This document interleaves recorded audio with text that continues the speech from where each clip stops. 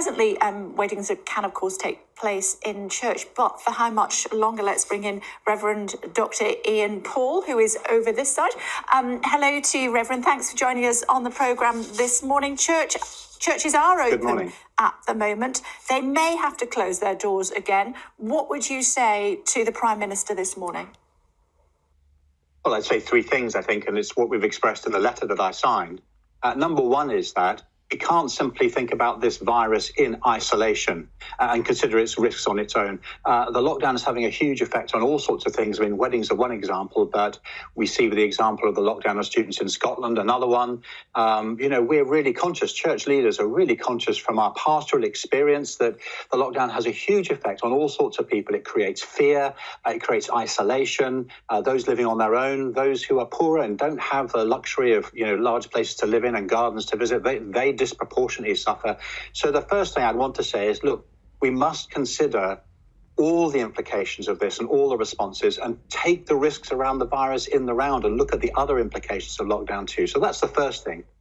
I think the second thing as well is that we've had all this language about beating the virus as if illnesses and disease are something that we can just sort of, muscle around and push away from us. And that's not the case. As one of the experts in this debate has said, that we have an ecological relation with the virus. And I think, we would say, church leaders would say from a Christian perspective, one of the things that the virus has done is confronted us with our mortality.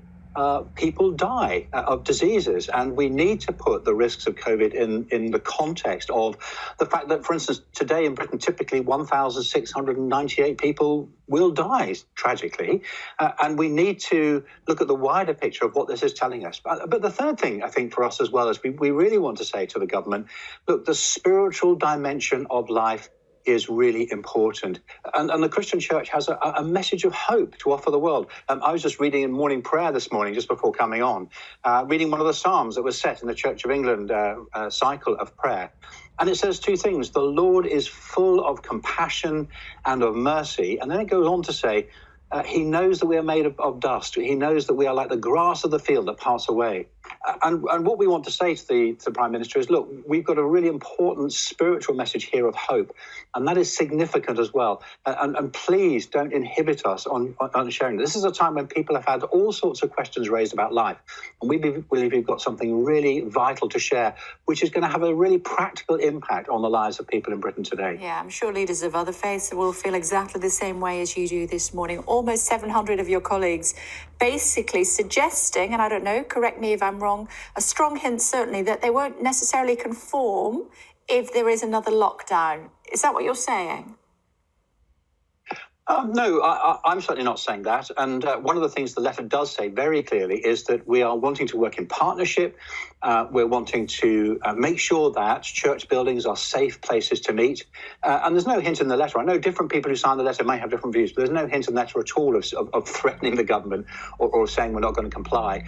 It's a call. It's a call to think realistically. It's a call to think more broadly. It's a call to consider all the aspects of what's happening here. It's a call to consider the importance of the spiritual dimension of life in Britain today.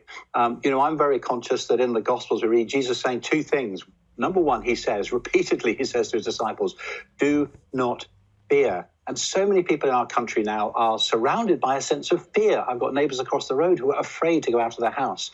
And we want to share the message that Jesus says, you do not need to fear. And the second thing that Jesus says in the Gospels is, I have overcome death. And we are being confronted, perhaps in a way which is easy otherwise at other times to put aside. We're confronted with the fact that death is a reality, and this is part of what it means to be human and to be limited.